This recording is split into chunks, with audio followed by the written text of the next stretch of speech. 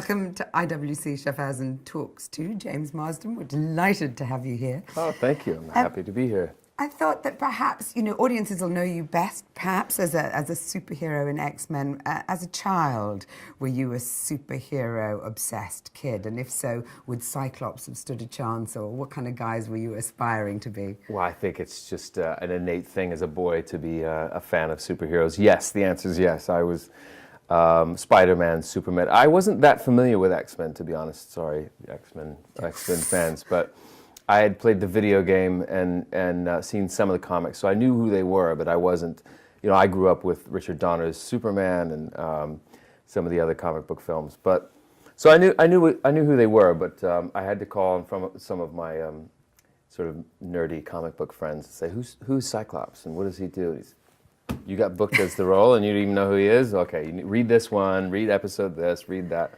But I think it's every childhood dream every kid's dream to play a superhero. You think you're a superhero when you're a kid. You dress as them for Halloween, and I remember jumping off the roof of my house onto a trampoline thinking I could fly. That was a terrible idea. Did not work out very well. But yeah, it's as an actor, these are those dream roles where you get to fulfill that childhood fantasy for sure. I mean, obviously, as a superhero, you have specialist skills, but does it also take particular skills to play one? I mean, I'm interested in the fact that in your career, two of your major roles, one has been as a sort of sentient android in Westworld, and then the other, of course, in X-Men. And yet, it seems to me that the key to both of these parts is to play them as human as possible. Well, that's the idea. Eventually I'll play just a normal person in a film. I'm realizing that there's a whole lot of science fiction I've been involved with. The funniest thing that I remember is the first day of shooting on the first X-Men film, we were in our full leather one-piece suits. Nice. And we were meant to, me and Hallie and Hugh were meant to leap over this, in a very superhero way, over this wall around the Statue of Liberty. And they said action, and none of us could get over the wall because we were just in these suits. We couldn't have looked less like superheroes. But yes, I guess from an actor's perspective, you always approach it with conviction and with the logic that this is real, and you treat these like real human beings, and I think that's what adds the sort of gravity to the material. We were the first. The X-Men films were the first movies to really take it seriously and explore the philosophies and important themes that are very human, I guess. So. You can't get too campy or kitschy with the whole thing. We've talked about a couple of your roles, but the thing that really seems to define your career, if you look at it as a whole, is diversity. I mean, you've played comedy, you've played indie movies, you've sung, you've played the robots, and you've played superheroes. So is that something to do with a kind of decision on your part, a determination on your part not to be kind of typecast as the handsome leading man, which you could surely also have gone down the road of? Or... Yeah, I think it became a choice, but I think a common misconception about Hollywood is that you always have the choice to do whatever you want. When you're young and starting out, you just take whatever comes your way because you have to balance your sort of creative and artistic integrity with paying a mortgage. So whatever scripts come your way, like, oh, I can do that, and whether it's a comedy or a drama or an action film or a science fiction or whatever. But then as I look back at some of my choices and some of the ones that were more successful, I started to notice that I'd been afforded the ability to jump from genre to genre, and it's one of the great things about being an actor is to be able to not stay in one genre or play the same role over and over again. And I feel like that was always something that was a strength of mine. It was that I could do comedy, or that I could do a drama as well, or do an action film. And sometimes Hollywood doesn't let you do that. They find something that the world wants to see you as, and they only cast you in those roles. And I over time, once I sort of established myself, I made it a point to diversify, I guess. And is there a kind of role that you are sort of desperate to play that you haven't yet had the chance to do? That's always a good question. I guess my way of looking at choosing what my next job is to kind of see where I just came from. So if I just came from doing, let's say, Anchorman 2, very silly kind of romp comedy, I will then have a new appetite to do something maybe dramatic. But as far as like the perfect role or something I haven't done yet, I mean, I always enjoyed doing the musicals. That was something that I feel like we could always do a lot more of. And there's very few out there, but a film like La La Land coming out now is just a testament to people wanting to see those types of films. So when I did Hairspray and when I did Enchanted, people loved seeing you enjoy yourself being an actor. And I would love to go back to that and do something like that, whether it's in film or on Broadway. I'd love to do a biopic.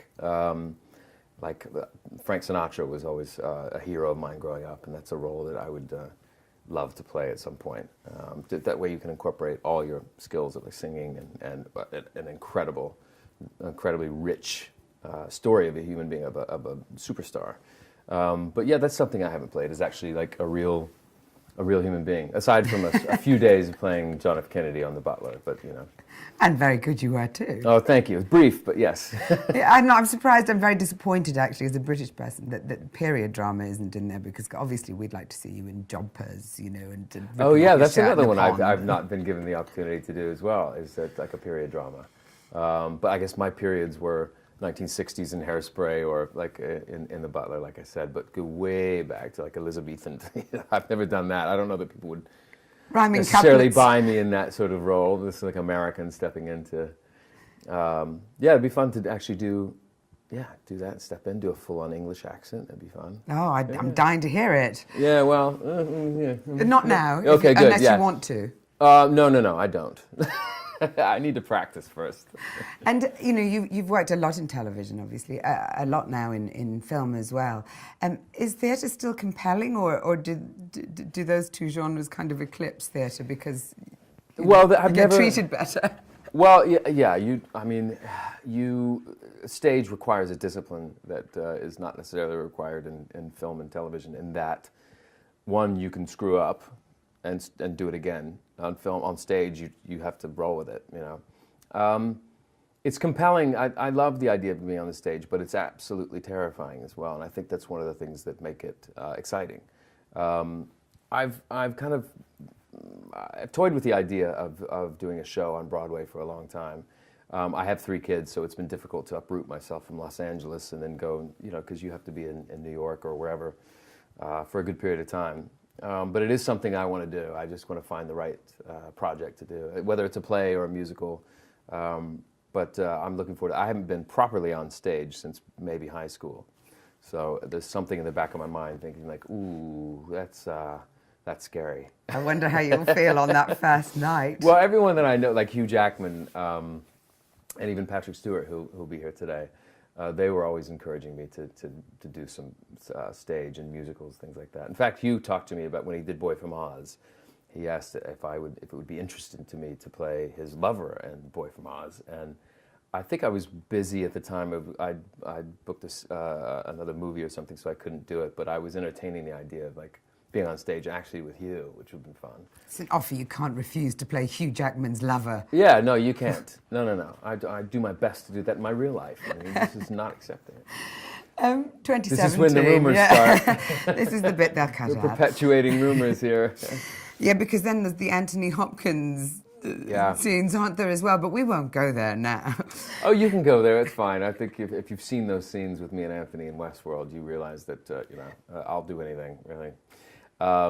As an actor, you have to have the courage to sort of go there. If you believe in the material, there's a scene in Westworld where I'm pretty much 100% nude, sitting opposite him as he's questioning me.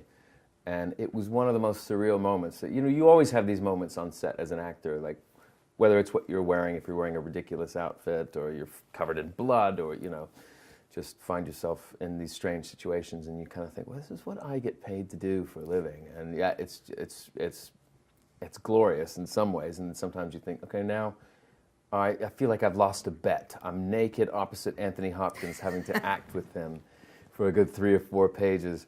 But I embrace it. I think the more surreal, the more interesting for me as an actor. Do you go home to your 3 kids and think, I wish I could be as mature as them? Every day. Every day. Now the torturous bit. 10 questions in 1 sure, minute. Let's do it.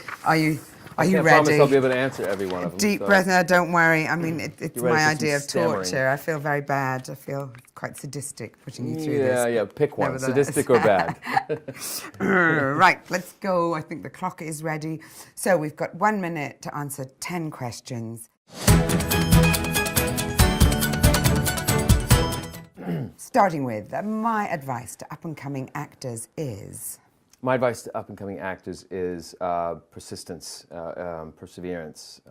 Stick with it. If you love it, do it in any shape or form. Stage, find an acting class, anything. It's all about staying at the table and keeping those muscles toned, I guess. Is that toned? So those acting muscles toned. We're going yes. back to the Anthony Hopkins Yes. scene now. Yeah, I can't stop talking about it. If I'd not become an actor, I would have been... out of work. I would have been, I probably would have pursued a music career, I think. I would never leave my house without... my IWC watch. Nice, nice. Which is actually true. It's actually very true, that statement. My biggest indulgence is... Chocolate and peanut butter. Oh, nice. Was that a food-specific question? Or, No, okay. but food is good. That's where your mind went. Food is good. Okay. Chocolate okay. and I'm peanut butter. something We like bad it. for me that I indulge me, yeah. One item I'd bring to a desert island is... Item I'd bring to a desert island. That's a great, my iPhone. I was thinking I would do radio, so yeah. Yeah, but that would make more sense because I guess you wouldn't have any power. You can do it the on your deserted iPhone island. or radio now, so you know you've got everything there. Right, Your you just need to music. make sure you have a massive battery pack to bring with you. Yeah, maybe the battery pack is the more essential. I would bring a boat with me to a deserted island. How about that? One superpower you'd like to have that you haven't already been imbued with. Teleportation. I'd love to avoid airports. That'd be nice, right? Just boom, boom. Yep, look here, I'm in Geneva. Everyone's I'm dream. back home, right. My worst fear is... My worst fear, I have 3 kids and them staying healthy, being healthy, leading a healthy lifestyle, and creating that good example for them. I guess, I don't know, just my kids being healthy. Well, I have got flats or heels here, but I've also got tuxedos or sweatpants, so you can take your pick. Well, I'm an actor, so you can probably ask both. I'm sure I played some role where I was in heels. What was the men's version of that? Tuxedo or sweatpants. Tuxedo or sweatpants. Both have their places, but if you're talking about the majority of what I wear, I would say 99% of the time I'm in sweats, yeah. This isn't very rapid fire, is it? This is very slow fire, I think it's fair to say, but nevertheless, it's very entertaining. We've reached our minute, haven't we? We've reached our minute with James Marsden. Thank you very much indeed for joining us. Oh yeah, my pleasure. IWC today.